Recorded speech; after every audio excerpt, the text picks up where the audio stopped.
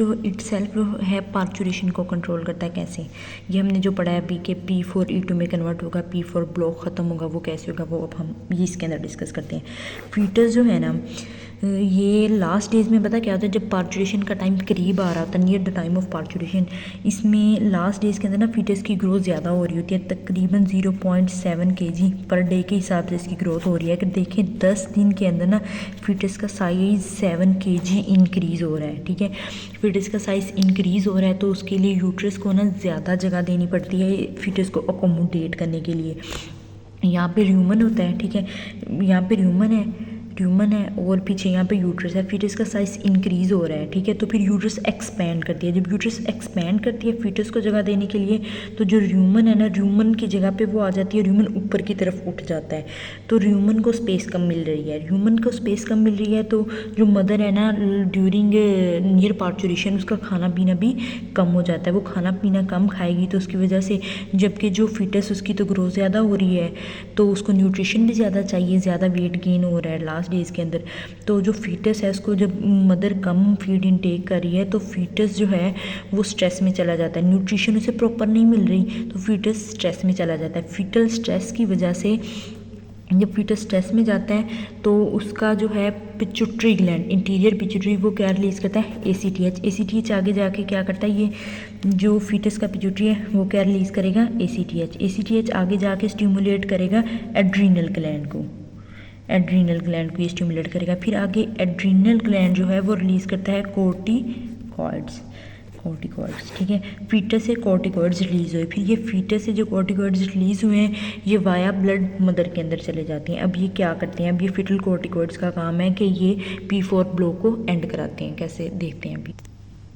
अच्छा, अब हम देखें कि P4 ब्लॉक कैसे एंड होता है। हमने पढ़ा है ना कि P4 किस में कन्वर्ट हो जाएगा E2 में। इसके लिए अभी हम जो कि फीटस के से कोर्टिसोल या कोर्टिकॉइड्स रिलीज़ हो रहे हैं, वो ये काम कराएंगे कैसे। जो फीटस से कोर्टिकॉइड्स रिलीज़ हुए हैं ना, ये 3 इंजाइम्स ऐसे हैं उनकी सिंथेसिस को प्रमोट कराते हैं। वो ये इंजाइम्स हैं 17 अल्फा हाइड्रोक्सिलेज, 1720 डेस्मोलेज और अरोमाटेज। ठीक है, हाइड्रोक्सिलेज, डेस्मोलेज और अरोमाटेज, ये तीनों एंजाइम क्या कराते हैं, ये तीनों एंजाइम रिस्पॉन्सिबल है P4 को E2 में कन्वर्ट कराने के लिए। फीटल कोर्टिसोल अब क्या करेगा, इन तीनों एंजाइम की सिंथेसिस को प्रमोट कराएगा। जब ये तीनों एंजाइम की सिंथेसिस को प्रमोट कराएगा तो ये एंजाइम जाके P4 को E2 के अंदर कन्वर्ट करेंगे। P4 कम होगा, E2 ज़्यादा होगा बॉडी के अंदर। अच्छा, अब ये ऐसे होता है कि अगर देखें ना, मतलब ये वैसे है तो नहीं इंपॉर्टेंट, लेकिन देख लें ये ना, ये वाला प्रोजेस्टेरोन है P4, ठीक है, 17 अल्फा हाइड्रोक्सिलेज इसके ऊपर एक्ट करता है, फिर इसके आगे डेस्मोलेज इसके ऊपर एक्ट करता है, अरोमाटेज एक्ट करता है, ये तीनों एंजाइम इसके ऊपर एक्ट करते हैं। तो जो प्रोजेस्टेरोन है वो अल्टीमेटली एस्ट्राडायोल मतलब E2 में कन्वर्ट हो जाता है। अच्छा, अब जो P4 प्रोड्यूस हो रहा था वो P4 कम हो जाएगा और E2 ज़्यादा हो रहा है। कोर्टिसोल एक ये काम कराता है, P4 इस तरह काम करा रहा है। दूसरा काम ये क्या कराता है, कोर्टिसोल जो प्लेसेंटा होता है ना उससे PGF2 अल्फा की सिंथेसिस कराना शुरू कर देता है। PGF2 अल्फा हमें पता है, PGF2 अल्फा का काम क्या होता है, PGF2 अल्फा लुटियोलिसिस कराता है। ठीक है, लुटियोलिसिस कराता है। लुटियोलिसिस क्या होता है कि लुटियोलिसिस होता है कि जो कार्पस ल्यूटियम होता है ना उसको ख़त्म कराता है। प्रेगनेंसी के अंदर कार्पस ल्यूटियम जो है वो BP4 प्रोड्यूस कर रहा होता है ना, कार्पस ल्यूटियम BP4 प्रोड्यूस करता है, तो ये Cl को ख़त्म करा देगा। जब Cl ख़त्म हो गया P4 का सोर्स ये भी नहीं रहेगा, P4 की यहाँ पर से सिंथेसिस नहीं होगी तो P4 मज़ीद कम हो जाएगा।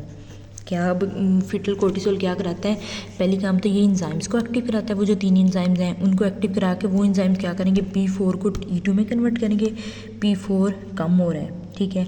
और दूसरा ये काम क्या कराता है, ये प्लेसेंटा से PGF2 अल्फा बनवाना शुरू कर देता है। PGF2 अल्फा क्या करेगा, जाके लुटियोलिसिस करेगा, कार्पस ल्यूटियम को ख़त्म करेगा जो कि P4 बना रहा है, जो P4 बना रहा है। ठीक है, कार्पस ल्यूटियम ख़त्म हो गया तो P4 नहीं बनेगा। ठीक है, P4 मज़ीद बॉडी के अंदर कम हो जाएगा, क्योंकि 2 चीज़ें होती हैं ना बॉडी के अंदर जो P4 बना रही होती हैं जो प्रेगनेंसी के दौरान, एक तो होता है कार्पस ल्यूटियम और दूसरा होता है प्लेसेंटा। ठीक है, Cl ने P4 बनाना ख़त्म कर दिया, जो प्लेसेंटा से बन रहा है उसको भी जो है P4 को E2 में कन्वर्ट कर दिया जा रहा है by foetal cortisol, by these enzymes. अच्छा, P4 कम हो गया तो P4 ब्लॉक एंड हो गया। अच्छा, अब इसी के दौरान ना P4 कम हो रहा है, E2 ज़्यादा हो रहा है। अब हमारे पास दो चीज़ें कौन सी बनी है जो इसकी वजह से फीटल कोर्टिसोल की वजह से बनी है, E2 बन रहा है, दूसरा PGF2 अल्फा बना है। ये दो चीज़ें बनी है, E2 और PGF2 अल्फा, ये दोनों एक्ट करते हैं यूट्रस पे। यूट्रस की कॉन्ट्रैक्शंस को ज़्यादा करा देंगे। यूट्रस की कॉन्ट्रैक्शन ज़्यादा होंगी, ये यहाँ पर यूट्रस है ना, यूट्रस के नीचे यहाँ पर सर्विक्स है, ठीक है। यूट्रस की कॉन्ट्रैक्शन ज़्यादा होंगी तो जो फीटस पड़ा है ना यहाँ पर, वो पुश होगा सर्विक्स की तरफ, ठीक है। यूट्राइन कॉन्ट्रैक्शन ज़्यादा करा देंगे E2 और PGF2 अल्फा। P4 इनको इनहिबिट करा रहा था, P4 तो है कम हो गया, ठीक है। तो अब ये एक्शन में आए हैं, ये इनको ज़्यादा कराएंगे, फीटस सर्विक्स की तरफ पुश होगा, सर्विक्स के ऊपर प्रेशर बढ़ेगा।